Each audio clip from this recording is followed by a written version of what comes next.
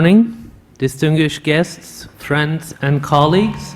Welcome to the SETA DC's second annual conference, The Future of the US-Turkey Partnership. I'm Kadir Üstün, the Executive Director of SETA DC, and it's our honor to have you all join this debate. I would like to welcome the General Coordinator of the SETA Foundation, Dr. Burhanettin Duran, and General Coordinator of the SETA Foundation in Istanbul, Fahrettin Altun. They're making this trip for this conference for one day. Welcome. And we also have our colleagues from SETA in Ankara and Istanbul, our directors. Welcome to all of you. As you all know, as SETA DC, we've been committed to improving the US-Turkey relations by contributing to the strategic conversation between the two allies. This conference is meant to contribute to that mission, and I hope it will help improve the US-Turkey bilateral relationship, as well as their conversations over regional issues. Today, Turkey is confronted with a variety of domestic and foreign policy challenges in an increasingly unstable region.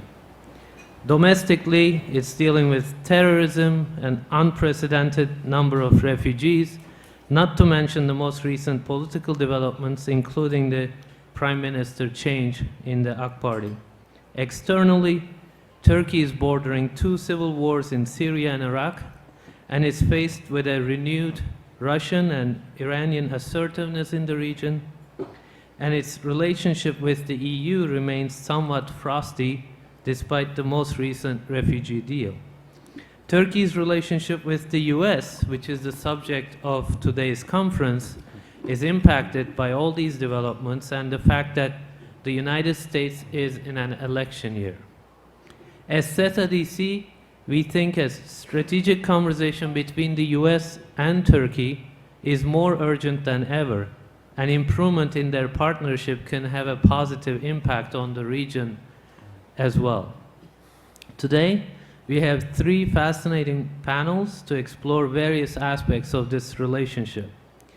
In the first panel, we have Barbara Slavin from the Atlantic Council, who will be moderating the session on NATO and US-Turkey security cooperation in a turbulent region. I would like to thank and welcome our panelists, Jeffrey Mankoff, Richard Outzen, Hasan Basri Yalcin, and Moeed Yusuf. And in the second panel, we'll be talking about the Syrian conflict and how it impacts the bilateral relationship, which will be moderated by Adam Antus of Wall Street Journal, and his panelists will be Bassam Barabandi, Burhanettin Duran, Deniz Natali, and Andrew Tabler. And our final panel, I'll be moderating that session on the future of US-Turkey relations, strategic transactional or model partnership, and I will be joined by Ilan Goldenberg, Mark Perry, and Kılıç Kanat. I would like to thank once again the SETA Foundation for helping us organize this conference. I want to thank in particular to our research director, Dr. Kılıç Kanat, for helping to put together this conference. I thank the rest of the SETA DC staff also, our research fellow Ahmet Selim Tekelioğlu, and our research assistants, Leslie Dudden and Sonia Katak, for their efforts in organizing the conference. Thank you for attending our conference today, and I hope you'll enjoy it. And please join me in welcoming our first panel. Thanks. Thank you so much, Kadir, and thank you everyone for coming. Thank you, SETA DC, for inviting me back to moderate a panel. As I was thinking about this panel, I was Googling, of course, and I came up with a very interesting debate that was on the New York Times website just a few weeks ago. And the topic of debate was whether Turkey should remain a member of NATO or not, which I thought was a fairly provocative question. There were concerns expressed about whether Turkish interests were diverging from those of other NATO members, whether Turkey's internal political dynamics were getting in the way of its NATO membership, whether Turkey's preoccupation with the Kurdish issue was causing it not to be as loyal an ally perhaps as others would like in the fight against the Islamic State. So I'm going to pose some of these questions to our panelists. We have a really interesting and varied panel for you today. You have their biographies. I'm going to start with Hasan Basri, Yalcin from SETA Foundation, the Istanbul office, and ask him to tell us really whether Turkey's interests and those of the United States and other NATO members are really coinciding these days, or whether there are some significant differences. Yeah, thank you very much. Actually, the topic for this kind of a panel is a little bit provocative. Also, that New York Times article was also provocative one, but also that question is a little bit unfortunate question, because we generally tend to see these kind of questions and these kind of implications revolving around in these days, especially asking whether Turkey is still going to be a part of NATO or not, is just trying to remind us something that whether Turkey and the United States are really sharing some common grounds in their relations. And I will answer this question in a different frame. If we actually observe the entire history of Turkish-American relationships, we will see that this is not the first time we are discussing a crisis situation, and this is not going to be the last one. Maybe we will argue that this time it's a little bit different. It probably affects national security issues of Turkey, and the United States is standing a very different position on this topic. For that reason, some might claim that they are not converging towards each other. But I would argue in an optimistic way against this question, because there is nothing I can find a structural difference between Turkey and the United States. What I see is generally a contextual difference between these two countries.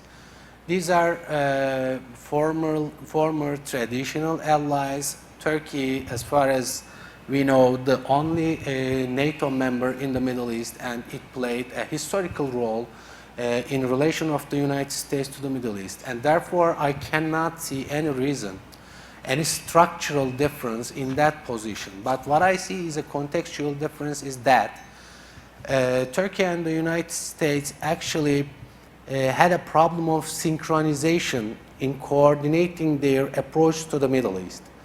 If you remember, in the early stage of Arab Spring, Turkey was following a policy of what I would say proactive avoidance in support of status quo and the stability in the Middle East. At that time, the United States was following a foreign policy strategy, what I would say a passive support for democratization and change in the Middle East. But later, the United States, especially in the case of Syria and the crisis in Egypt, changed its position from a passive support to an active avoidance. But at that exact time, Turkey was also changing its position to catch up the United States position to a passive support position. But it seems that these changes appeared exactly in different times in an opposition to each other. And for that reason, I claim that the difference between Turkish and the United States position in the Middle East is not a structural difference. It's based on a contextual difference. If both sides will be able to, in the coming future, to understand their own priorities, and especially if the United States will consider that this Syrian crisis is not just some kind of a terrorist event, is not just some kind of a migration issue, it's a national security issue for Turkey, then we would be a little bit more optimistic about the coming future of Turkish partnership with the United States. But there are also, of course, some pessimistic scenarios. After the introduction of Russia to the Syrian crisis, the entire story changed in Syria, but also if you include that the United States is providing a huge support for PYD, which is considered the #1 security issue in Turkey. The relations between Turkey and the United States will remain strained, but we also have some reasons to become optimistic in the coming future, just because of that kind of a coordination problem can be solved, and just I believe that the problems are not structural. Thank you very much. We'll let you stop there and turn to Colonel Richard Outzen from the National Defense University. Freudian slip. Are these just tactical differences between Turkey and the United States, or is there something more serious involved? And I would also take issue to the notion that Turkey has been giving just passive support to some of the regime change elements in Syria. It seems to me that after the rift between Assad and Erdogan, the support for the opposition to Assad became much more active, frankly, in Syria, and that this has also been at times a source of disagreement between the United States and Turkey. We're supporting different groups, aren't we, in Syria? Absolutely. We were short one microphone, so let me know if anybody can't hear me at the back. Barbara, I'll address the first part, or the last part first. There was an excellent piece in War on Iraq a couple weeks ago about what exactly happened when Turkey started providing the support, when they made this change from sort of status quo protection that we've just discussed. And the truth is, this was an entirely new approach for Turkey, which had had a long status quo approach to the Syrian border, certainly under the years of military tutelage. Trying to fill a gap and a void that I think existed with regards to support.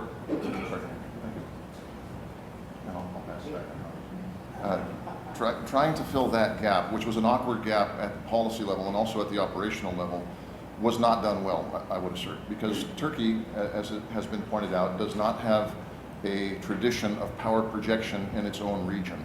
So some of the things from a realpolitik, that if we look at Iran or some of the other regimes that project power in the region, they have special forces, they have intelligence agencies, they have the skills, the money sets, and the networks to reach into another country and to try to strengthen a network of defense either for or against a government in that region. Frankly, Turkey just doesn't.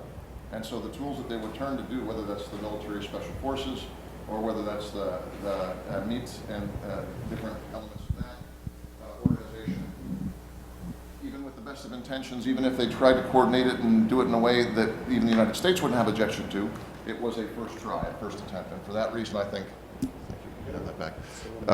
So for that reason, I don't think it was done well. And that's it is a tactical difference, but that is a significant tactical difference. Now, I would also point out that those who say that Turkey has supported Jaish al-Islam, has supported Daesh, you heard that accusation made quite a bit. I don't think that's supported by the facts. I think that there were some groups that consisted of what I would say were Islamically motivated fighters, some of whom would go on when Daesh looked like the strongest party, and some of the moderate groups looked like they were dying on the vine. I think some of the fighters that different Gulf countries and Turkey supported ultimately joined those groups, and some of the weapons probably went with them, which, by the way, just shows the problem of getting involved in that particular way. It is absolutely, and what I would say is that a country with Afghanistan in the 80s on its record, like we have, that is currently providing weapons and funding to a PKK affiliate, should be careful in how it applies a criticism like that. And again, I should probably preface all that by saying I do not speak for the United States government, and my views are those of a Middle East analyst, not of the Department of Defense nor of the United States government. So I'm critical of us on that one. I'm also critical of Turkey in the early stages, 2013, 2014. There were some errors in judgment, I think, but gradually, not only did they come out clearly against the groups that would become the Al-Qaeda affiliate and Daesh, and then of course starting last July jumped in actively in the campaign against Daesh. So it is a learning process. Please. Ask a quick follow-up and also for our first speaker as well. I think the last time I came to one of these conferences, the talk was about closing the gap on the border. It was something like 68 kilometers where there was still infiltration by Islamic State and so on. And Turkey was going to close this gap, but then there was some controversy over whether Turkish forces could do this or it was going to be the PYD. Where does that stand now? Is there still a gap now on the border? And if so, why? And why hasn't it been closed? So, I don't know if you, so I think what we call the Manbij pocket, for the most part, that gap between sort of the western PYD-controlled areas and the eastern has been under Daesh control. Okay. It is still. We would like to close the Manbij pocket. I think Turkey would like to close the Manbij pocket. There is a difference over how that would be done. I think the U.S. would be, from what I understand, inclined to use the Syrian Democratic Forces, which is an umbrella group that is primarily consists, as I understand it, of YPG forces, the PYD's armed wing, with some Arab groups involved as well. Obviously, Turkey has some concerns about that. That would not only put the PYD essentially in control of the entire southern border, it would also prejudice the development of any safe area or kind of political unity for a moderate opposition group. And I'll point out there that I don't see the PYD, I don't think reasonable observers see the PYD as an opposition group when we talk about with regards to Assad, because they really have not engaged in combat against the Assad forces and seem to have had a pretty reasonable modus vivendi with them. If I can address the other point about, are these just tactical differences? I've been in the Army since 1989. My first assignment overseas was in Turkey. I have, at 10-year intervals, worked with Turks in Turkey and in Afghanistan and other places in 90 and 91, 2001 through 2003, and again in 2009 and 10. I've been watching this relationship a long time. The military-to-military relationship, and I want to riff off of what the doctor said here, it has never been an easy one. It's never been a particularly warm one. And anybody who says that we've had this golden age of military-to-military relations or state-to-state relations is engaging in fantastic thinking. I would say it's gone through a sine wave. There was certainly beginning with sort of a romantic period prompted by the emergence of a great common concern in the Cold War, the Soviet Union. From 1947 through roughly 1960, there was a definite upslope in the sine wave. And that involved the provision of massive amounts of military aid, missiles ultimately going to Turkey. I think a very strenuous attempt on the part of the Turkish military to get as close to the United States and to NATO as they could in terms of equipment and doctrine on all those sorts of things. 1960 changed that, not just because the Menderes government, which was fairly pro-American, was removed, but because the nature of that military intervention was essentially leftist and nationalist. And that started a period in which questioning of that relationship came, I guess a course correction, if you will, sort of siding back a little bit towards the Soviet side of things, being very concerned about U.S. actions in the Arab world that might use Turkey, and then, of course, with the growing concerns over Cyprus, as exemplified by the Johnson letter and the two times that Turkey almost intervened in '64 and '67. So that was punctuated in '74 by the Turkish operation there, and that's the one I really want to share with the group to keep in mind, because if you think it's bad now, you haven't seen anything. '74 was bad. From '74 through '80, even in the strand of the bilateral relationship that we mostly consider to be the strongest one, military to military, there was an absolute rupture. The United States implied an embargo on the provision of weapons to Turkey. Turkey expelled all U.S. forces that were not under a NATO mandate. So we had NATO units that were assigned to NATO missions, those stayed, but all the bilateral units essentially left Turkey through 1980. That was bad. There was a correction, a swing back up between 1980, I would say, and 2003. And then from 2003 until today, I would say we've had another downturn. And there's always been differences, not just over how the Turks govern themselves. There's been periods of near civil war in the late 70s. There's been military interventions. Turkey's never been the kind of democracy that people on Capitol Hill cheer about and say that's exactly what we want. They're following their own path of democratic development, and sometimes it's been 2 steps forward and 1 step back. We've never really made that the central issue. Only once, and by the way, also there's been numerous little things that come up in terms of differences about what we are doing in the Arab world or in Central Asia and other places. A common theme is being suspicious of how close they are to Russia when that comes up, or too soft on Iran and things like that. The only thing that really broke it was when the Turks had a security concern. And by the way, talk about neo-Ottomanism gets thrown out there a lot. There is an Ottoman connection to Cyprus in that I think the Turkish strategic thinkers looked at Crete and what happened in the late Ottoman period with the entire Turkic population being expelled off the island as Westerners, and then the local opponent for them, which was what they called Rum, the Cretan Greeks, took the island. They were not going to let that happen in Cyprus, and Americans generally don't understand the sensitivity and the historical dimension to that. With that one exception of when we punished them for pursuing their own very heartfelt security interest, we have survived all of these. And so I would assert that on this PKK thing, and the PYD and the YPG and the distinction that we choose to make, we are coming dangerously close to stepping across a line that's only been stepped across once. And that was the us punishing them in 75 with the embargo for what happened in 74. So this is somewhat new territory. I am worried about that. I don't think it's just tactical differences. The relationship has survived all manner of tactical differences before. And I think there needs to be some very careful and creative dialogue applied here to make sure we don't slip back into 74, 75. We're going to come back to this, but we'll move on.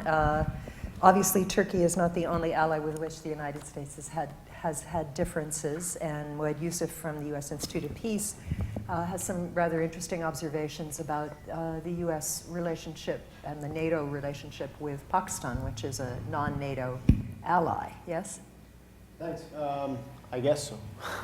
But thanks for the invitation.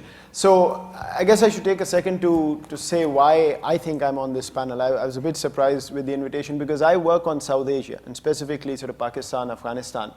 And the reason I thought it was a very interesting sort of invitation is that I've looked in the past comparing Pakistan and Turkey, which are two countries. If you go to Turkey, go to Pakistan, there is this legend about the two countries being brothers in arms and being together forever, etc. And I could never really figure out why. So my curiosity got me thinking, and so I've looked at the similarities, etc. But what I wanted to share today is how similar the NATO/US experience post 9/11 in Pakistan has been to Turkey. And true to form, Washington, D.C. operates in silos. So I won't be surprised if none of you have heard this before. But let me just throw this out and let all of you as Turkey experts decide where this ends up. There are, of course, crucial differences. Pakistan is not a NATO ally, but it was given a status of the major non-NATO ally, which brings it as close as possible to being allied formally. There are nuclear weapons involved, etc. But on the other hand, here is NATO-US showing up to the region in the middle of a crisis, with terrorism becoming the new moniker to fight after 9/11.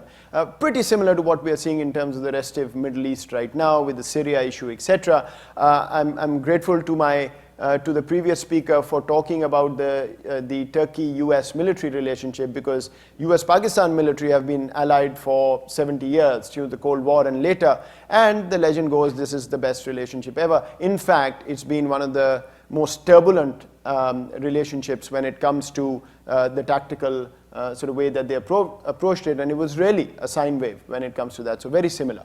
But what I've seen post 9/11, which I want to sort of put out and perhaps get reactions to more than anything else, is that both sides came together to work on a common goal, which was to defeat terrorism in Afghanistan, bring about a regime change, kick the Taliban out, bring in moderates, and get rid of Al-Qaeda. Of course, ISIL did not exist in that sense at the time. Both started working together, both became allies, a lot of US aid going into Pakistan, etc. And then very quickly, the realization was that both want to achieve a common goal with very different priorities in mind. How do you get there was a question that they couldn't ever converge on. And the executors of their policy that they were using on the ground, proxies if you will, were ones that the others saw as the biggest problem. And this should sound very similar when you talk about PYD versus the Syria equation and how Turkey and the US have approached this. The goal remains common, but as they approach this, both sides increasingly become suspicious of the other's agenda or why they are not showing sensitivity to my concern. That was the first thing. The second thing that happened over time is that it wasn't fiction. The groups that both sides were supporting were actually destabilizing the other. Pakistan's policy in Afghanistan actively destabilized the US interest or undermined the US interest. The US policy in Afghanistan had a spillover effect in Pakistan and brought the theater of war to Pakistan. So it wasn't all fiction. They could put facts on the table, and yet neither of them could figure out how to get out of that paradigm and find a common way to approach the common goal. And so as this happened, the mistrust, gradually started going up. Third, there was a very interesting but odd kind of divergence in terms of the interstate alliances that were coming together in the region to approach Afghanistan. Pakistan's number 1, 2, 3, 4, 5 problem has always been India. So Pakistan's number 1 goal was to keep India out of Afghanistan as Pakistan supported the US to get rid of terrorism there. The US and the Afghan government that came into power after the Taliban were ousted saw India as a very positive force. So they wanted India in. As soon as India came in, Pakistan went the other way. Yet both of them were working together with military support, with assistance, etc. And in the Middle East, again I see the dynamic where the US-Turkey tension, you've got the Turkey-Russia issue, you've got Iran, you've got Saudi Arabia, and none of this fits neatly with the common goal, which in the Middle East is twofold as I see it. One is regime change in Syria, and second is ISIS. In Pakistan, in Afghanistan, it was again two. It was getting rid of the Taliban and getting rid of Al-Qaeda, so fairly similar. And the alliances at the end of the day, if you look back 15 years, undermined the fundamental premise of the partnership between the US and Pakistan, which was to stabilize Afghanistan. Because at the end of the day, at some point, both sides felt that it was more important to take care of the alliance structure in their favor, rather than focus on the goal that they had as they were approaching this. Fourth was the fact that both sides miscalculated how stubborn the opposition is. So the US, within 2 months of the operations in Afghanistan, had declared victory. You talk to Pakistani officials at the time and they said, this is a matter of days. And 15 years down the line, we are talking about whether the Taliban are going to take over Afghanistan or not. Right? Al-Qaeda is not finished, even though it's weakened, but there is another monster called ISIS in the world. So the phenomena continues.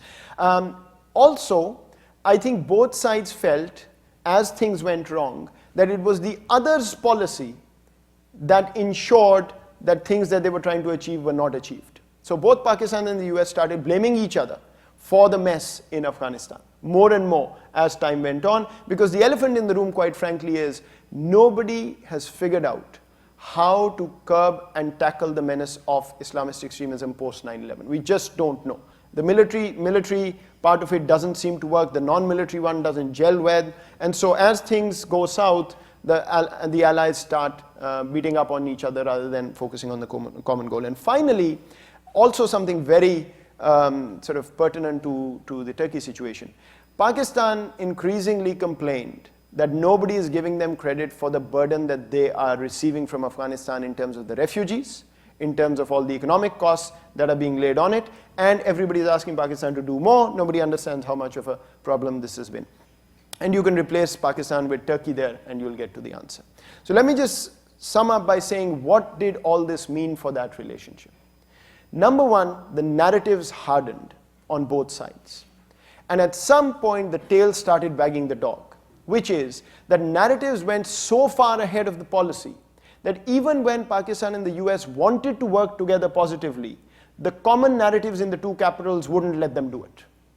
And if you follow Pakistan and the US at all, what you know is it's almost taboo to speak positively about the other in each other's capital.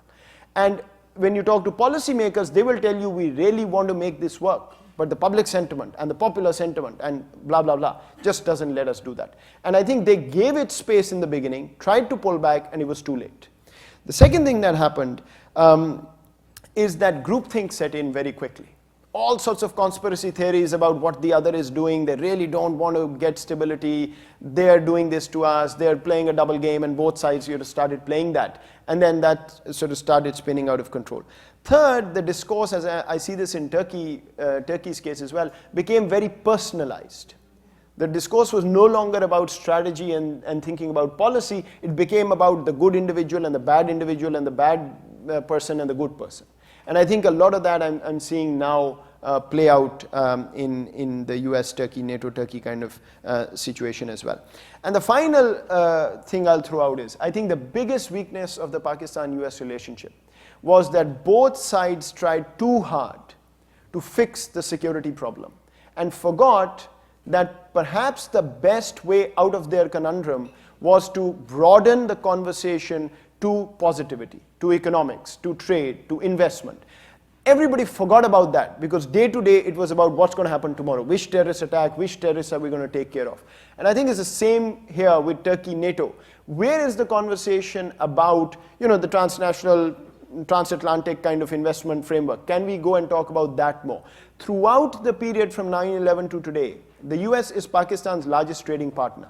And yet nobody cares about that anymore because the whole conversation is about the problem, not the positive aspects of the relationship. So can we switch this in that direction? I'm not saying Turkey and the US and NATO are there yet. What I'm saying is nobody thought US and Pakistan will end up where they've ended up, where there's a lot of bad blood, a lot of angst, and still they know they have to work together. There's just no option for divorce. So can we save ourselves from that? Interesting. I would point out there was the Biden-Lugar legislation, which did actually focus on the economic dimension of the US-Pakistan relationship. So, Barbara, what I'll say to that is that you make a very good point. And within 3 days of that coming out, the Pakistani army had given a statement saying we don't accept this because the aid is asking us to change our strategy against terrorism in Afghanistan, which means you're asking us to change our India strategy rather than giving us money for the sake of money. So that's my point. Whenever it was tried, it all went back to security. Can we separate that conversation and keep the positivity going?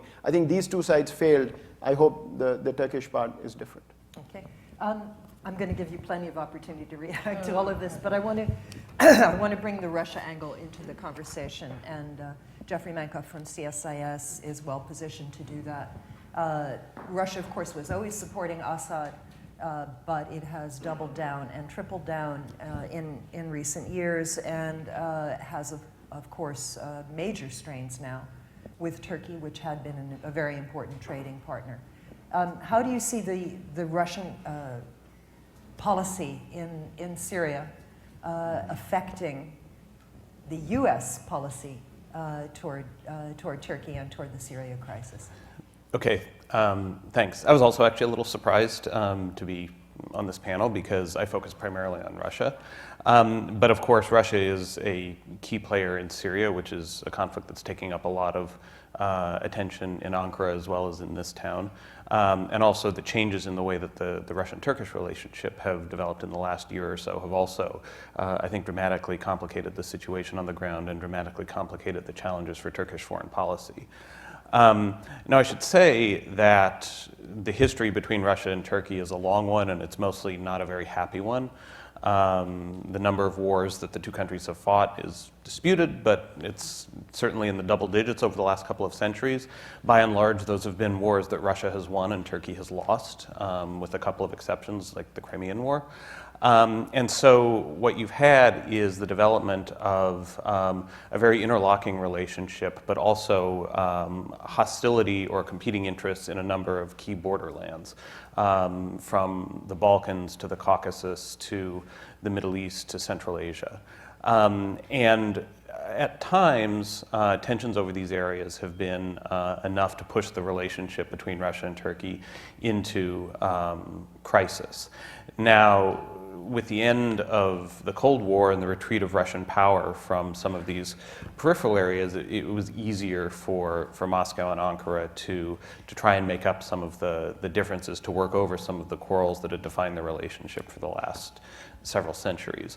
And I think that was particularly the case in the beginning of this century, when you had a government in Turkey that was more interested in going its own way, on defining a new identity for itself as a global player, one that was less tied specifically to its Western orientation and its Western vocation, and was more interested in having an independent, autonomous foreign policy, one that potentially could work in certain ways along with Russia itself. And you had a couple of deals that showed the emphasis that both the Russians and the Turks were placing on trying to deal with the lingering tensions in these peripheral areas between them, over Russian support for the Kurds, Turkish support for North Caucasus militants, and the like.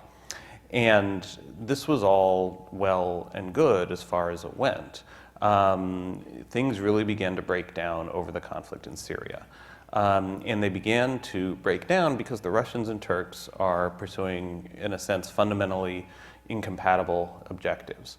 And again, both see the conflict in Turkey as part of a larger geopolitical struggle and a larger question about how they define their own interests as players on the global stage. Now, for Russia, of course, since the collapse of the Soviet Union, the projection of Russian power in the Middle East has not been something that those of us outside of Russia have paid much attention to. Yes, Russia continued to have some legacy relationships with clients like Saddam Hussein, like Hafez and then Bashar al-Assad in Syria. But these were primarily legacy relationships that had developed during the Soviet Union. Russia was selling arms to some of these countries. It wasn't actively engaged in regional diplomacy. It wasn't seeking to expand its footprint in the Middle East. And it wasn't providing substantial amounts of support for its allies, even when they found themselves embattled. So in 2003, when the United States led the international coalition that ousted the Saddam government in Iraq, Russia protested. And it had a lot of company, of course, including some close U.S. allies, including Turkey, which famously didn't allow the U.S. military to use the Incirlik base.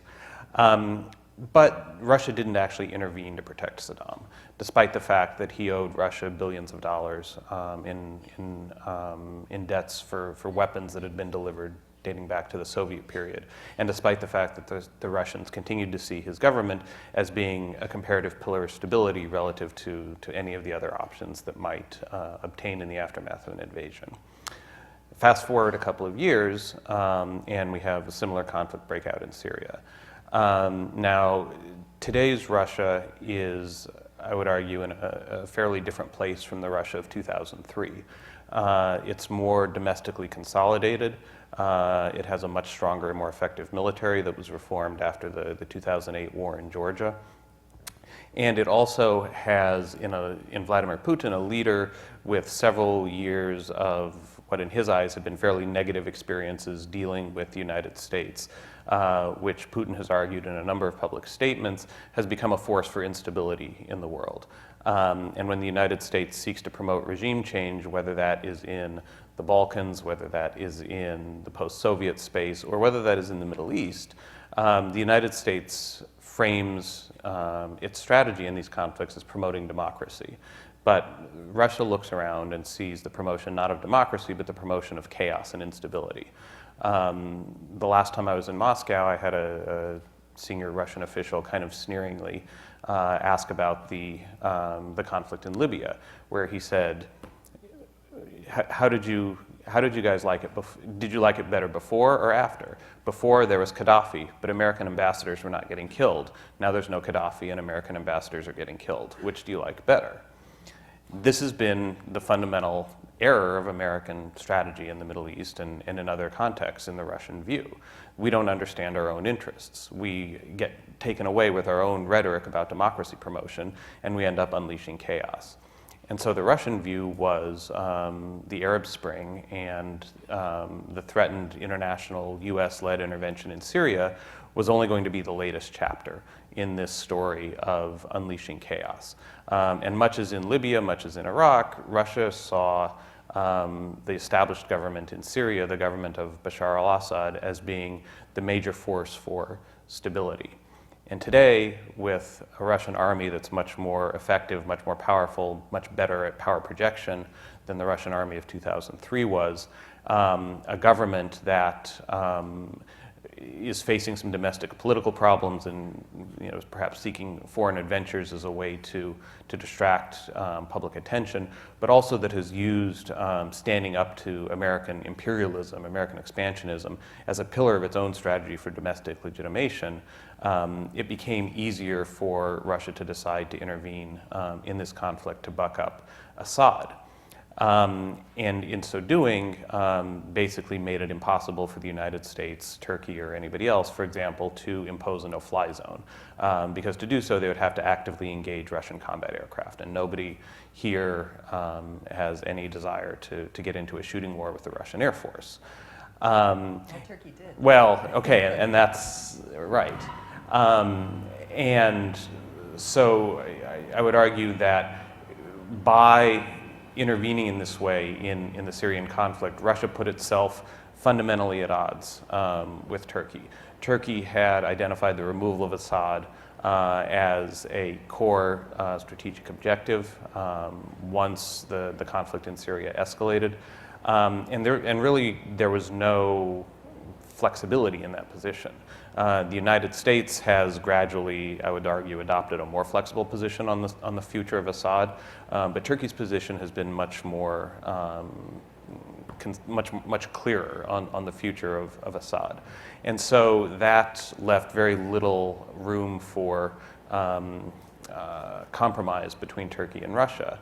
Moreover, you had the Kurdish issue, which is an area where Russia has long-standing ties that had been allowed to atrophy in the last decade plus, partially as a result of the rapprochement between Ankara and Moscow. But now, with Russia increasing its footprint in Syria, support for the YPG has grown fairly substantially, and people in Turkey are worried that some of this support is actually crossing the border and is going to PKK units and cells within Turkey itself. At the same time, the Russian support for Assad has basically meant that Turkey's basic strategic objectives in Syria are not going to be met. And there's a much more complicated set of negotiations that lies ahead now. The Russians have said that this is not ultimately about Assad, that they are not wedded to Assad, that he's not their ally, that ultimately it's up to the Syrian people who is going to rule them. Of course, there are a couple of problems here. One is they have to get Assad to believe that as well. And by all accounts, the Russians have had some very difficult conversations with Assad, who has shown no signs that he's willing to take a hint, even from Moscow, about the need to reach some kind of compromised political solution. But at the same time, the Russians have argued that there's not really a good alternative. As much as they would be willing to throw Assad overboard if that was the price of a settlement that secures their core strategic objectives in Syria, they've been open in saying that they don't see what that alternative would look like. They scorn us when we talk about moderate rebel groups. They say none of these guys are moderate, or if they are, how would you know? The alternative to Assad is the various hardline Sunni Islamists, or it's chaos. And so right now you have a government in Syria. It's an internationally recognized government. It's an elected government according to the laws of the Syrian state. And this is the horse that we're riding. And so until or unless that changes, I think the Russians they've gotten themselves into this fight, backing not only Assad, but backing a particular conception of the Syrian state. And if they are going to countenance Assad's removal, I think it has to be in the service of maintaining a Syrian state that looks very much like the one that currently exists and that protects Russia's self-identified equities. I think the United States has gradually accommodated itself to a Russian role in Syria and to some accommodation of Russian interests in Syria. I think it'll be a question for the short to medium term future, the extent to which Turkey does that as well. Thank you very much for that. I want to come back to Dr. Yalcin. I want to get your reaction, frankly, to the other comments. But especially this question of the Kurds. You do have Russia and the United States on the same side, it seems, in supporting the Syrian Kurds. Both seem to regard the Syrian Kurds as the most effective fighters against ISIS. What is Turkey going to do in this situation, going against both Russia and the United States? Yeah, thank you. Actually, it is directly related to the previous question of yours. What about that gap on the northern part of Syria? I would like to have a few words on this question first. Actually, this question is in fact symbolizes the entire situation in Syria right now. At the early stage of the process, we tended to speak about differing goals of Turkey and the United States, what they are fighting against, what they really want at the end of the Syrian civil wars. We were talking about all these kind of issues. But in that case, at the end of the process, we came to a very simple question. Turkey considers that that part of Syria is a very important national security issue. And it is argued that if that part is filled by PYD forces, Turkey would consider this as #1 security issue. But the United States, on the other side, thinks that PYD is the only actor that the United States can work against ISIS. This is in some cases seems to me an unbelievable argument, because I'm really trying to understand. We have a soldier, I have a soldier just right to me, and I really want to ask that whether PYD really can play such a role in the northern Syria. Can PYD really become an important actor to fight against ISIS? Do we really consider that that actor is able to give such a fight? This will be my question. I really genuinely wonder about the answer of this question.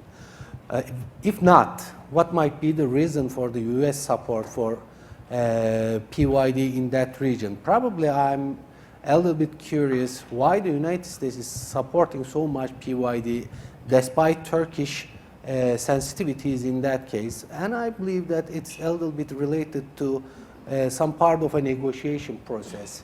The US probably uses PYD as a leverage to convince Turkey to play a more active role in Syria. But this is just a speculation.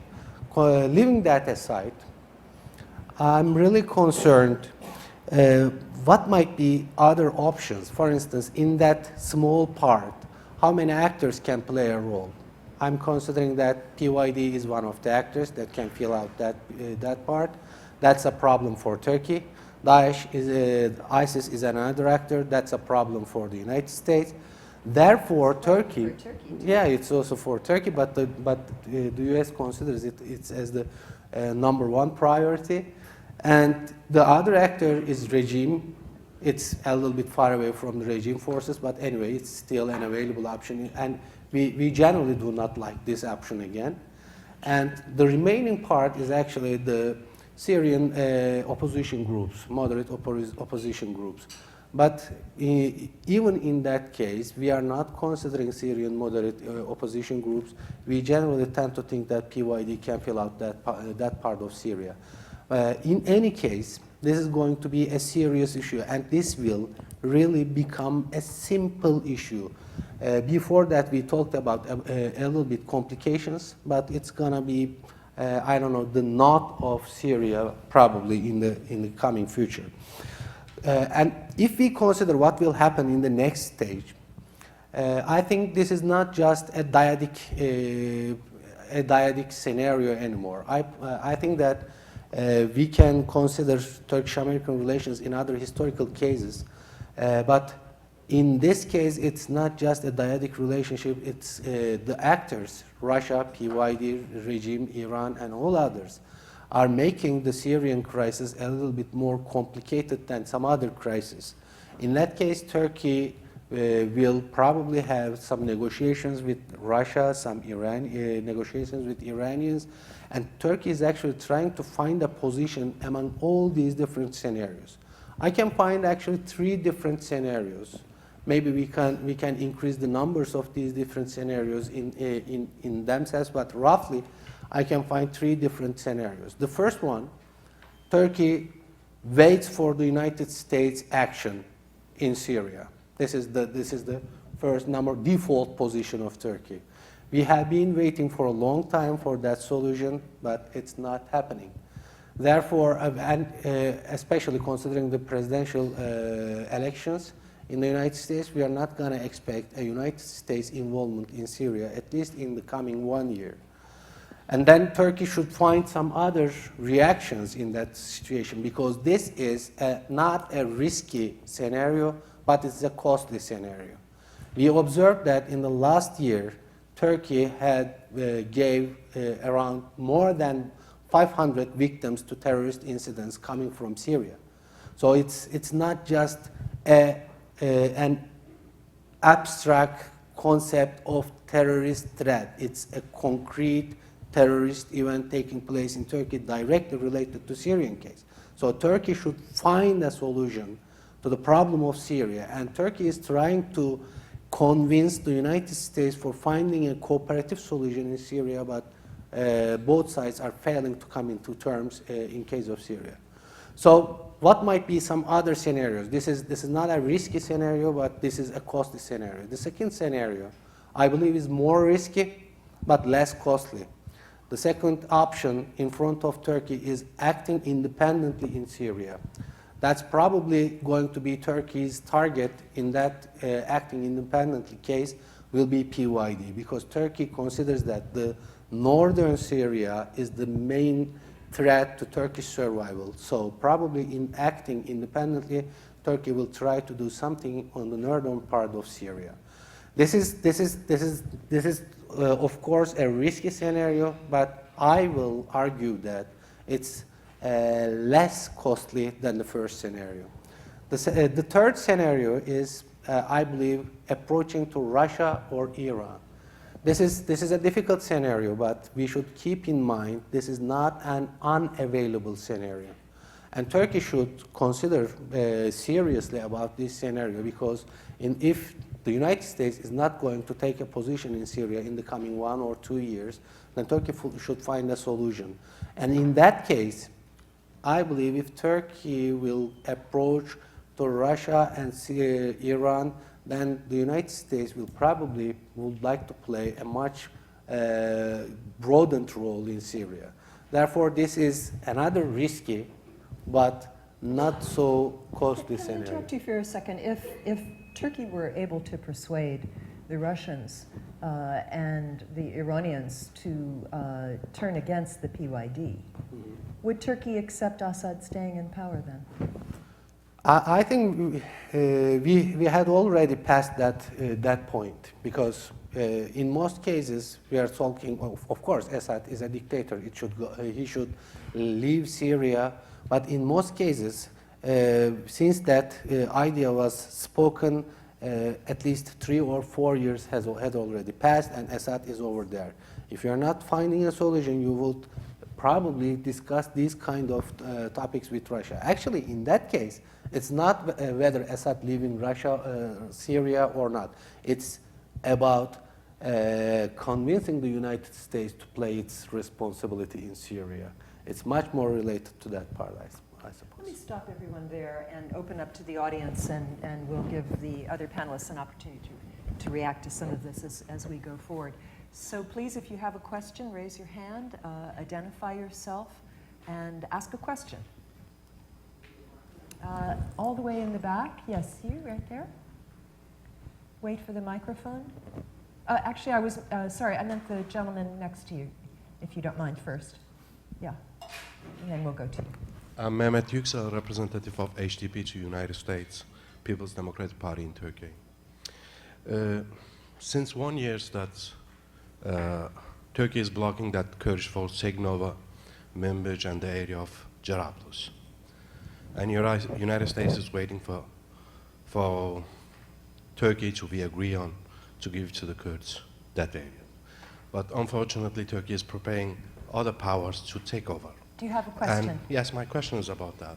Because specifically, last month, United States, through Turkey, give weapons to Sultan Murad to take over Aleppo and other places.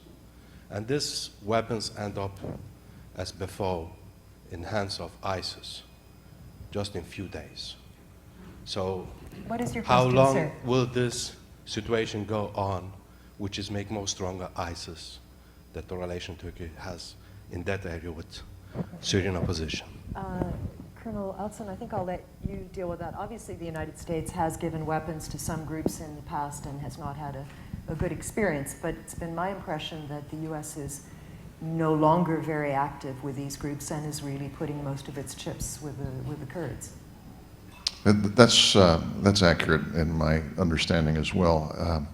It's hard, and thanks for the question, Mehmet. It's hard to track with great precision who's getting weapons from what programs, because there's the Gulf military and intelligence agencies, there's U.S. programs, as you know, they're very well documented and investigated by Congress in terms of the military providing some training and weapons to some groups, really fairly small scale, although expensive nonetheless. And then there may be programs that are being run on the intelligence side by our folks as well. There's stories and allegations to that. If the question is, when will we develop an effective means of arming groups that will go and liberate that man-bitch pocket, that I can't answer for you, because that's hard to do. It's hard for any external force to organize an effective anti-Assad force in that area. Which actually helps me address a little bit of Yalçın's question as well. Yes, the YPG actually can do that on the operational level, because what they do have, mostly because they've brought in fighters, the Syrian Kurds, as I understand it, did not have a long-standing guerrilla force, but what they've done is they've imported a lot from Iraq and from the PKK affiliates in Iraq and from Turkey. And some of the folks that I talked to through extension, Syrian Kurds, are a little uncomfortable, frankly, with the number of Kurmanji-speaking Turkish Kurds that have come and taken up leadership positions working for the YPG and directing their operations. The problem from an American point of view is not whether the PYD and the YPG are effective, because operationally they're fairly effective in what they're trying to do. They are good at fighting Daesh. The problem is this is a political problem. This is not simply an operational problem. At the policy level, there is a reluctance on the part of the United States to say this is what right looks like.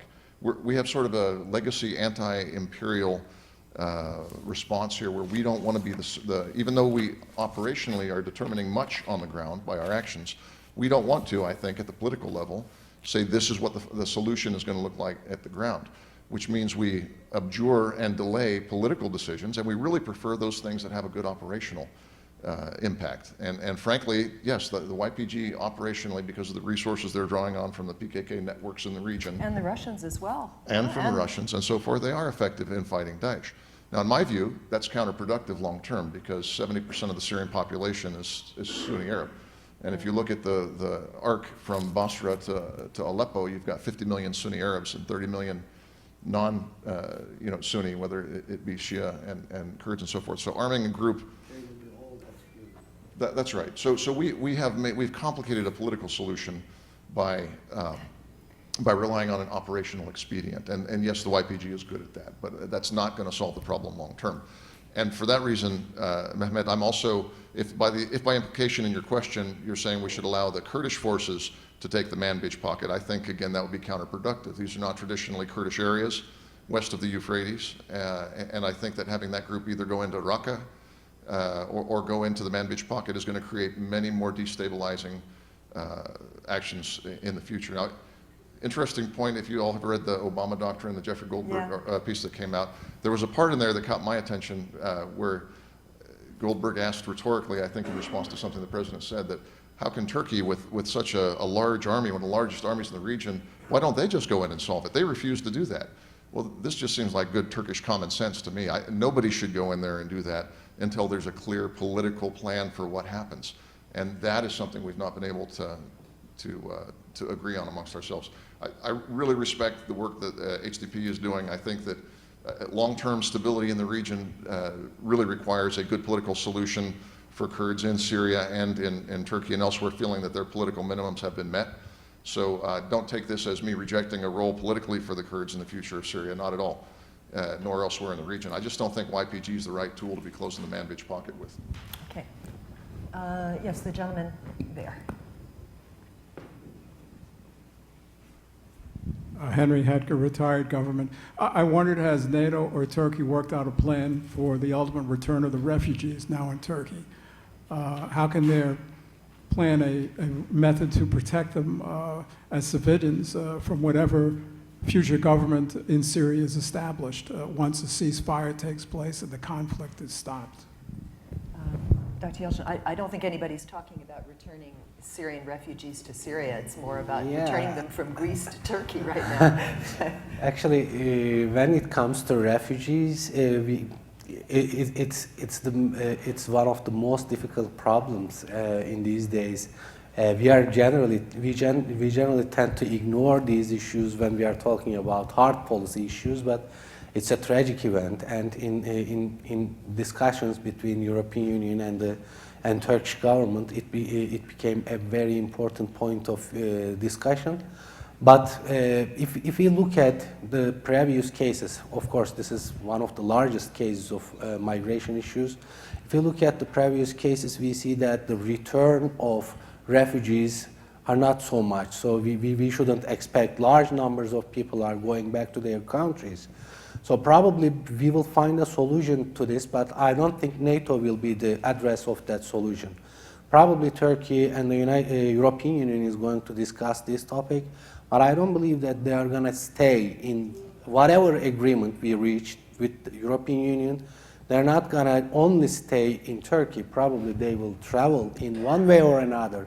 And this year or later, they will one way or another travel to some other parts of the world. This is the reality, what kind of agreements you reach among the governments. Probably these refugees will spread around the world. But I don't think in the coming future they will go back to their own countries because there is nothing behind left. Thank you.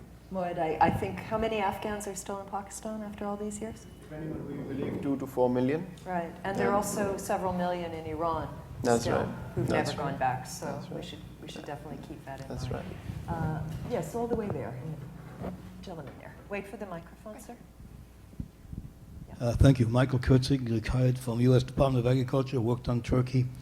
Would the panel like to opine, perhaps, in our security cooperation with Turkey on the fact that one of the security issues, I think, is freedom of the press in Turkey? And is the government here in the United States, maybe it has already criticized, but it seems to me that what's going on in Turkey is of course, to me, a disaster, that people don't have the freedom of speech, freedom of the press. So would anybody like to comment on this issue, which I think is quite important? Me? Would you like to? Yeah, actually, this is a commonly responded but repeatedly asked question. So we were mostly dealing with these national security issues in this panel. Of course, we would like to have answered these kind of questions in some other discussion periods. But anyway, we can still talk about these kind of issues. I would just remind you the time periods before 9/11 and after 9/11. The freedoms in the United States. The freedom when I come from Turkey to here, to the freedoms of the freedom in the airport, what kind of security measures I am put in the airport of the United States. Just even comparison of these two cases reminds me that there are some security issues and there are some security events under these conditions. We generally ignore to speak about these kind of freedom issues. But consider that Turkey is having a really difficult time. It's having a war, it's in the southern area, and it experienced a democratization process in the last 5 years. And that democratization process just burst in some other way. And it increased terrorist incidents in Turkey rather than decreasing the number of terrorist incidents. Under these conditions, Turkey is actually trying to first build its own national security. And under these conditions, probably we are ignoring a little bit discussion of freedom issues. But this is always the case, and Turkey is having its own way of democratization and increasing the freedoms, but this takes time. I don't know if anyone else wants to say anything. Clearly there is a great deal of concern in the United States over the way in which journalists are being treated in Turkey, about the takeover of many of the newspapers there, about the loyalty that is now required to Erdogan, and of course we see that the problems, and this will be discussed, I'm sure, in other panels here today, the problems are extending very much within the ruling party itself. It's not just a question of opposition groups and the ruling party. But let's try to keep this conversation to security issues, since that's supposed to be the main topic. Gentleman here, yeah. And if you'll wait for the microphone.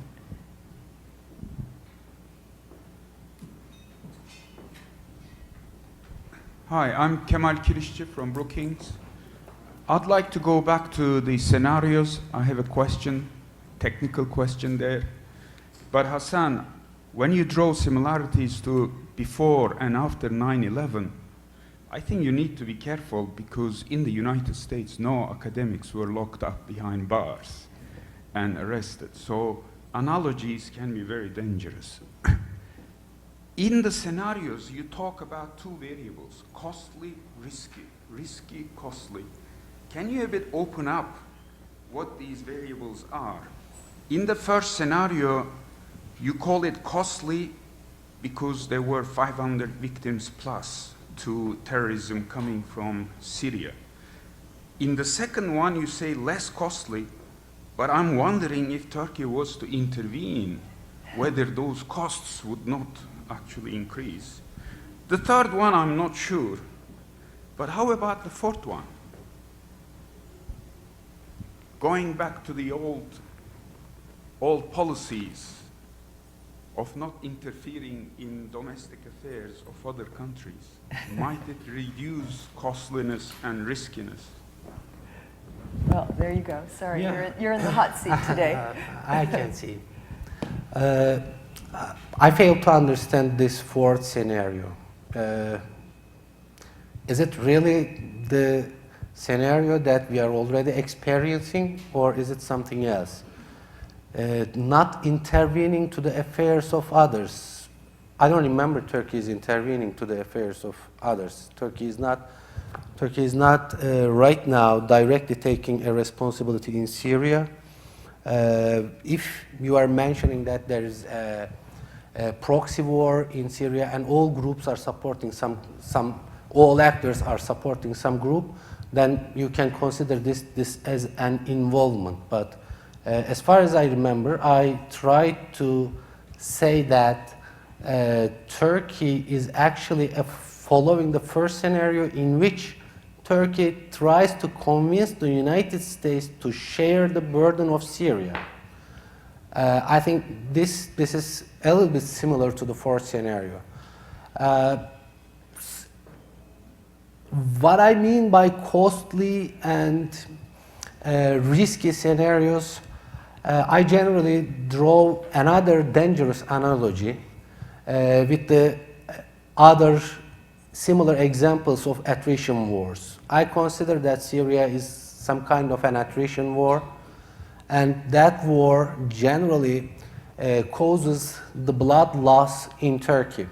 It's not just the number of people who are being killed in the incidents, but the political problems that Syria crisis is creating in Turkey. It's not just the numbers. More than 500 people had been killed in Turkey just because of terrorist events, but it is costly not just because of these numbers. It's costly because it creates political instability in Turkey. And it's expected to have higher amounts of dangerous number of events in Turkey. And this is what I mean costly.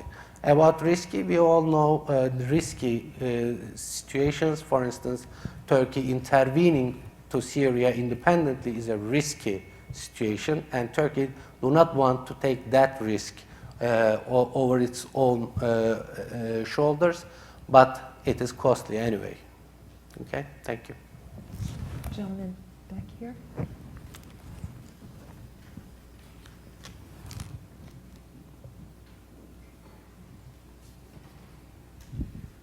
Ken Meyerberg, Roldox.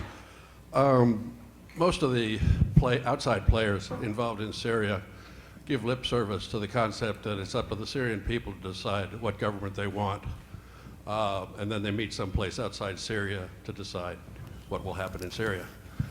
Is there any discussion about actually trying to exclude non-Syrians from interfering in the internal affairs of Syria.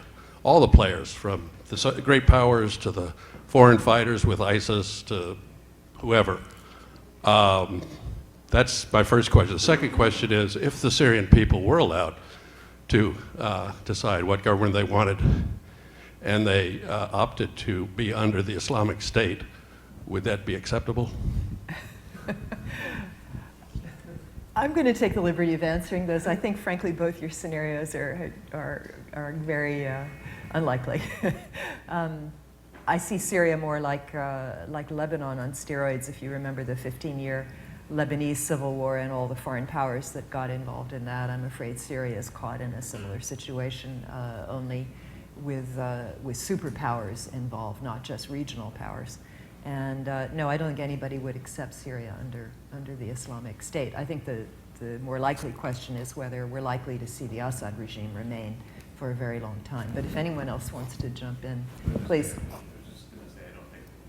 The Syrians would want to have the Islamic State ruling over them either. And also, I did want to say, I mean, yes, the United States has not been as active as some would like in Syria, but the U.S. has put skin in the game. We do have special operations forces there. We've lost people in Syria, and so I think it's incorrect to say that the United States has been completely hands-off. But clearly, it could do more, and we'll see whether President Trump will decide to do that. Oh, I'm joking, hopefully. Do we have any other questions from the audience? No more questions. Let me go a little bit deeper into this question of the Kurds, Jeffrey. What is the Russian relationship now with the Kurds? You mentioned that it had lapsed. We know that back in the day, the old Soviet Union was very active in supporting a number of Kurdish movements throughout the region. I remember there was a lady who came from, now tell me, which is the political and which is the military? PYD is the political, right? Or the YPG, which is it?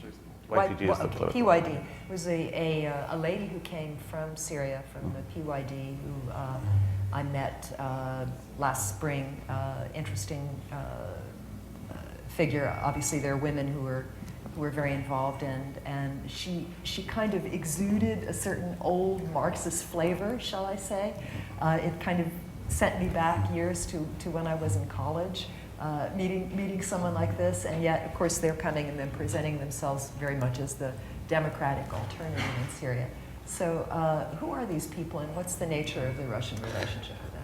Yeah, the Russian relationship with the Kurdish groups, I mean, it goes back even to the Tsarist era.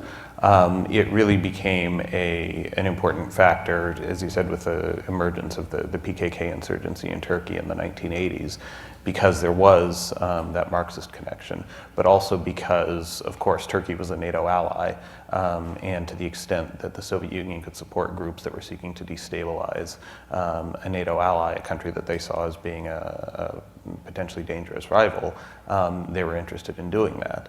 Now, when the Soviet Union collapsed, those relationships were still there, but you had in Russia a similar kind of ethnically fueled conflict develop in the North Caucasus that had a Turkish connection, because there were large numbers of descendants called muhajirs, people who'd been driven out of the North Caucasus by the Russian conquest in the 19th century, who had moved to Turkey. You had substantial Chechen, Abkhaz, Laz, other diasporas in Turkey who were acting as a kind of who had connections with the insurgency in Chechnya and who were pushing the Turkish government to play a more active role there. And as part of this rapprochement between Ankara and Moscow around 2000, there was a more or less tacit agreement that the Russians would stop mucking around with the Kurdish groups, and the Turks would stop mucking around in the North Caucasus. And to a significant degree, that held, but of course some of those relationships continued to exist.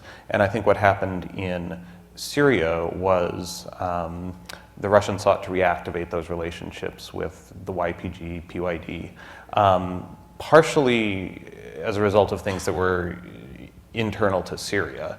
We heard about the de facto cooperation between the YPG and the Assad government because the Assad government is the ally or proxy or whatever you want to call it of the Russians. I think they also saw support for the YPG as a way to help take some of the pressure off the Assad government because the YPG was going to be fighting against some of the same rebel forces that were putting pressure on the Syrian government. And that was only one of several ways in which Russia's involvement in Syria got at crosswise with Turkey. And when the Russo-Turkish crisis really became acute last year, I think there was a conscious decision on the part of the Russians to step up their financial and military technical support for the YPG, not only because of the role that they were playing in Syria, but because this was also a way for them to put pressure on Turkey. And this is where some of the concerns about support, Russian-provided support going across the border and directly into Turkey have come into play as well, especially because with the resurgence of the PKK conflict in the southeast, this is now a very active security challenge for Turkey itself. So this is the Russo-Kurdish relationship is one that's been long-standing, but I think it's been given a new lease on life by developments both in Syria and in Turkey. I think one gets the sense also that the YPG is using this as leverage with the United States as well. They're basically saying, if you don't support us, we have Moscow. We can always go to the Why don't Russians. you add something else? If I can add just a couple thoughts on that. And this actually goes a little bit to Kamal's previous discussion of the fourth option.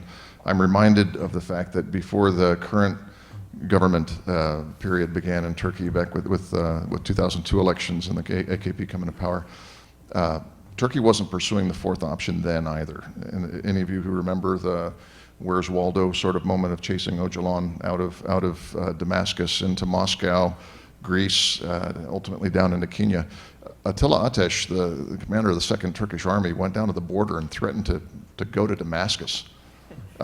Turkey was threatening to open a war against Syria over the Kurds and the PKK. And again, I don't mean to elide some very important distinctions here among Kurds. I don't mean just the Kurds. It is worth remembering that we sometimes assume that the PYD is the single, very popularly received representative of the Kurdish people in Syria. That's not actually the case. There were something like 15 or 18 different political groups in the Syrian Kurdish areas up until 2012, 2013, when a sort of 1920s Chicago-style operation intimidated most of them into acquiescing to PYD leadership in the Syrian cantons. So the other thing that I've noticed is that the TKLMP, a Turkish sort of left-wing terrorist group, the leadership of those groups are fighting for Assad in Syria. The revolutionary groups in general, the left-wing, not just the Kurdish, but some of the Turkish leftist radical groups are fighting in Syria. The Syrian civil war in many ways is an internal Turkish issue. And not just because of the border location, but many of the folks who were fighting, again, for YPG and in some cases supporting the Assad regime, have actually fought against the Turkish government in Turkey as well. So and Kamal, of course, I'm a military guy, so I see struggle all the time, and I think armed struggle doesn't stop at the borders. And that's one of the critiques of Turkish foreign policy of the Cold War period, is there were threats on the borders that they didn't address. If I could just, the last thing that I wanted to say on that is structurally, moving away from Syria for a second, the US has a structural problem in the military to military relationship with Turkey, and that is the division between US European Command and US Central Command. This is an underappreciated fact. But the border between CENTCOM, which does not have the long lineage that US European Command has, runs along Turkey's southern border between Syria and Iraq. What does that mean? That means that the relationship with Turkey is managed from US European Command in Vaihingen near Stuttgart. Those people, if you go there, it's a whole different culture. They see Turkey and the Turkish military in relationship to the Russians and the long history of the Cold War and the partnership there. And I would say there's still a very strong affinity for and sort of a comfortable culture for the Turks there. And there's Turks throughout the NATO headquarters and in good relationship with US European Command. The Middle Eastern interested commands, which would be CENTCOM headquartered in Tampa, Florida, and also Special Operations Command, which is also there, they have not had the same experience with Turkey since we went away from the CENTO model, which was basically local partners of the United States leading regional security. That ended in the 70s, and we went to this rapid deployment force model, which was much more forward and much more interventionist in the region. And I think it's time to reassess sort of the modalities in which we've operated there, because I'll tell you, you go to CENTCOM, you get a very different view of the relationship between the U.S. and Turkey, especially mill to mill. There is no love for Turkey and U.S. Central Command. And not to overstate the case, it's not that there's burning anti-Turkish sentiment, but they see Turkey and the relationship as one of obstacles and foot dragging and not getting on board with what the United States wants to do. So when we talk about the military to military relationship, it's one point I just wanted to get out there. It's complicated because of the way we carve up the world into our combatant commands. I think those are excellent points, but I wanted to bring Moeed back in because I saw that flash of recognition when you were talking about the fact that there are parties in Turkey that are actually fighting in Syria beyond the ones we normally think of, and that somehow Assad has become a leftist cause. Which is a real distortion of the idea of a leftist, in my view. But please. I think, quite frankly, in some ways, it's who is anti-what rather than who's leftist or rightist, and that's what bands people together in these contexts. I've learned a lot from this, and my number one conclusion is that SETA DC needs to immediately have a research project looking at the similarities in what happened with NATO and that experience in AFPAC. And I think that, I mean this seriously, there are serious and clear lessons as I hear all of you talk about this. You mentioned the European Command versus CENTCOM. In my world, we keep talking about India and Pakistan and PACOM and CENTCOM.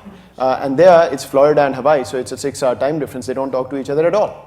And yet they're trying to manage this whole rivalry between two nuclear powers. So there are tons and tons. But if I may say 2 or 3 things here, sort of based on what I've heard. One, I think somebody mentioned here, and that's absolutely right, whoever's view that is, and I believe it is probably the Russian view, you do not know who the moderates are till they're actually given the space to tell you whether they are moderate or not. At this point, everybody who wants to be part of that political economy, if you will, is a moderate. But in Afghanistan and Pakistan, it turns out that we declared people moderates and liberals who had more blood on their hands than the Taliban themselves. And that has come back to haunt us in a big way. Second, I would say on the flip side, yes, right now the conversation is PKK is Turkey's biggest problem and the US is focused on ISIS. Do not underestimate the power of these groups to become your enemies before you know it. So the groups that Pakistan never thought would target it are now some of the biggest sort of opponents. People who were on Pakistani intelligence payroll have turned around and become the biggest monsters. And so I think we need to be careful. At the end of the day, it's really a common threat, which is instability and fragility. And that's what's ultimately going to make Turkey survive this or not. And I think that's sort of the lens. The second thing I wanted to say is where Pakistan and US have ended up is, I think, somewhere in your scenarios that you point out, and I don't know if it's one of those or not, but where they've ended up is that they're fighting 2 separate wars while pretending to fight the same war. Pakistan against the groups that it feels are the biggest threat to them, the US, of course, in Afghanistan, and Pakistan's policy still undercutting a lot of what is happening in Afghanistan. But they just can't seem to figure out how to come together. And perhaps I was just having a conversation with somebody yesterday, and the tone now is it's water under the bridge, this is not going to work out. And I think we have to be careful. And quickly, if I may, 2 other points. One is that this whole debate about military, the political space, the strategic, the tactical, the freedom of press, how much. The real irony here is nobody has the answer. I mean, this whole it becomes an emotive conversation, normative conversation. Everybody is politically correct to say we need a political grand strategy, military is not the solution. It's been 15 years since 9/11. Every theater has its own complexities. We just don't know how to fix the problem. That's the reality here. So we're basically, grappling quite frankly with this, clutching at straws, trying to see what works. We find a ray of hope, go for that, and it doesn't work in another context. I think we need to really think deeply about this rather than pointing fingers, because it's really pointing fingers at ourselves. And I hold in the Pakistan context, in the South Asia context, I have not found a single innovative idea, maybe too much, exaggerated, but not many innovative ideas coming out of the space I operate in and Barbara, you operate in, think tanks. I mean, it's rehashing the same thing. We're sort of struggling to find new ideas. And that's, I think, the most crucial part. And the final point is this conversation about Turkish interference. I think it's basically not even a debate worth having. In the world that we live in now, countries that have instability around them are going to interfere to protect themselves. The question is, in interfering, do they make themselves more or less vulnerable? And that, I think, is an open question that we have to leave on the table. Kadir, I know you had a question, but also I wanted to ask, what are the prospects for any kind of return to peace negotiations between Turkey and the Kurds? It's been so damaging, obviously, to Turkey domestically as well as in Syria. But I'll put that on the table, and Kadir, why don't you? Yeah. Thank you. Thank you, Barbara. If this will Yes, works, but I wanted maybe the panel to talk if they can address NATO's role in the next few years or next 5 to 10 years. I mean, we have Russia that would like a weakened NATO. We have NATO operating in Afghanistan. We have long-standing U.S.-Turkey military-to-military Turkey-NATO relationship and Turkey's expectations vis-a-vis Syria. So I think it's pertinent to all panelists here, but U.S. is not sure about NATO's mission, like perhaps even pulling out. That's being discussed in the near future. So I thought maybe they could address how they see NATO's role in the next 5 to 10 years. Why don't we start with Jeffrey and work our way down? Okay. I'm going to hesitate to give a global picture, but let me talk about the European component of NATO at least. I think a lot of the more active expeditionary role that NATO has undertaken since really the end of the 1990s was predicated on the idea that European security was more or less a challenge that had been resolved with the end of the Cold War.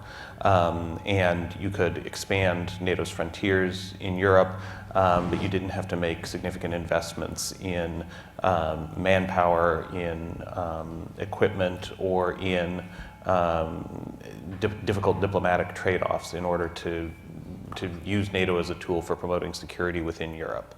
Over the last several years, and I think this has been cast into very stark relief by the conflict in Ukraine, that's not necessarily the case anymore. European security is very much an open question, not only because of the actions of external and regional powers like Russia, but also because of things that Europe is facing that are sort of non-traditional security challenges like the migrant flows. And so as much as there was a hope, I think, that NATO could be transformed into a global force, an expeditionary force, one that could carry out missions in places like Afghanistan, Iraq, also more humanitarian-focused missions in other parts of the world, there's a growing recognition, I think, among NATO planners that the ability to do that is to some extent going to be constrained by the need to focus on what NATO was designed for in the first place, which was European security. You've seen this with the announcement of the European Readiness Initiative, with the decision that has been discussed in the press in the last couple of days about the possibility of shifting additional combat battalions to the eastern front of NATO, to building contingency plans for defending countries like the Baltic states and Poland, and preparing for what could well be a period of sustained strategic confrontation with Russia. In order to do that, it requires making some trade-offs in terms of what NATO is capable of and willing to do in other contexts. It also requires some fairly deft intra-alliance diplomacy, because not all NATO members view these threats in similar terms. Obviously, the Baltic states, Poland, Romania, Bulgaria, and a couple of others are extremely concerned by the threat that they see lying to their east. Whereas the countries around the Mediterranean, for example, have a very different set of priorities and concerns. And in a world of limited military budgets, where getting NATO members, even ones that find themselves on the front lines, to spend 2% of their GDP on security, as they're supposed to do, is a challenge. There are going to be some difficult conversations about how do you balance your limited resources to deal with a whole range of different contingencies that have different impacts on different NATO members. I want to talk about, will NATO be in Afghanistan? I mean, I hope not. I hope things are resolved by then. Well, let me say this. I think, in my view, taking a slightly broader sort of stab at this, NATO's success during the Cold War was a function of the neatness of the bipolar world. You had a clear mission, clear enemy, clear geography, you knew what you were doing. That's not going to come back. This is going to be a very messy kind of enemy, whichever way you want to define it. And so I think NATO's strength in future going forward, to me, is going to be a function of how successful NATO missions are against this amorphous enemy. Part of the problem and the whole conversation about NATO, is it worth it, US, this, that, and the other, quite frankly is driven by serious challenges, if not failures, in the theaters that NATO has applied itself post 9/11. If that continues, I think you'll have more troubling conversations, and NATO's future is anybody's guess. If there is a way that we can come together and find some success stories in these applications of NATO, I think you've got a case to make that this is the best possible alliance structure you can still have. So for most of the 90s and the first decade of the 21st century, we heard phrases like NATO in search of a mission. And I don't think that applies anymore. I think all the Europeans I've talked to, and by the way, even when I was in Afghanistan last year, all the Europeans wanted to talk to me about was Russia. I think the out-of-area missions are going to be less popular, and I think that's good for Turkey, frankly, because I think when Turkey's security role in NATO gets dragged into the politics of the European Union and admission there, and then the legitimate role of these European nations in Turkey's regional concerns, which often are at odds with how Turkey assesses the situation there. Turkey's much more comfortable when it's about the Russians in NATO. And frankly, right, these days it is about the Russians. The Russians have developed, and this is not just maligning them because it's convenient, they have developed a policy, a strategy, and an operational doctrine to end the US control over most of Western Eurasia. They see the color revolutions as a plot. They see NGOs as a plot. And frankly, I'm not sure they're wrong, in the sense that our vision of Eurasia as an integrated space, kind of under Western direction, that's how we think the world should work. We get to set the rules for how the economy will work and human rights will work. That makes sense to us because we think it's best for everyone. The Russians and some of the other continental powers see that as a direct threat to how their full sense of sovereignty. So make no doubt, there is a political war again on in Europe, and we're on opposite sides of it. So I think that this has mobilized the Europeans in ways, at least the military side of the house, in ways we did not think were possible 5 or 10 years ago. I think that part actually is good for Turkey because it strengthens the underlying rationale of their unity with the West, whereas they disagree on just about everything to the south and the east. And if you could also answer my question about the prospects for peace negotiations, are there any? Or does Erdogan have to become the imperial president first? About the NATO issue first, I wouldn't describe NATO as a Cold War institution.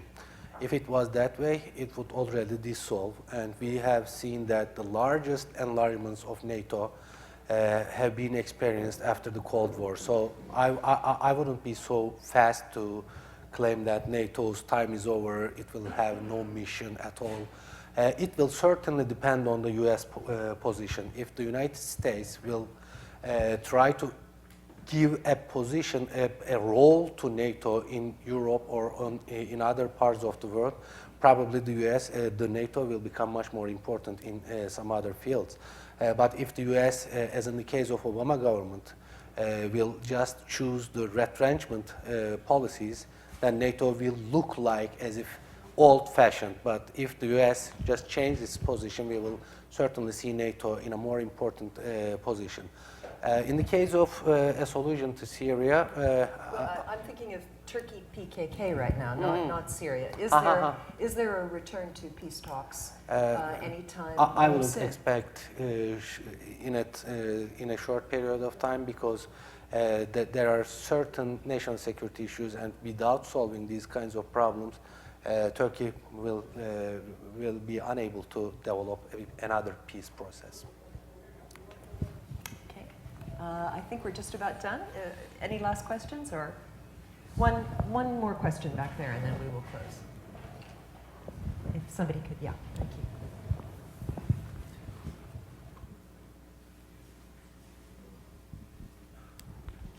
Yes, thank you. Joel Hetker, retired government. If Sykes-Picot is moribund, would the replacements be the old Sanjak and Velayat under the Ottomans somehow? Does anybody see going back to? I don't think so. No, I think perhaps some new structure, but I don't think so. All right, I think on that note, unless, I don't know, do you have an opinion you want to voice on that? I was just going to say, I think the demise of Sykes-Picot is a bit exaggerated, and weakened states are a reality, but they're not dead quite yet. And I think that's one potential tool for solution, is strengthening the states that we've been sort of unintentionally, I would argue, destabilizing over the past 10 to 15 years. Lastly, Sykes-Picot is generally used as an accusation of 100 years ago. Actually, we are failing to find a solution for Syria right now, not because of just some 100 years ago agreement. If we just try to find a solution, genuine solution in Syria, we can come together, not just as in the case of Genoa meetings, but in genuine meetings. We can talk about Syria, about possible solutions, but without having these kind of meetings, we are just accusing Sykes-Picot for these kind of bad lucks of Middle East. Thank you. Okay. Thank you very much to the panel. Thank you to the audience. A very interesting conversation. Thank you.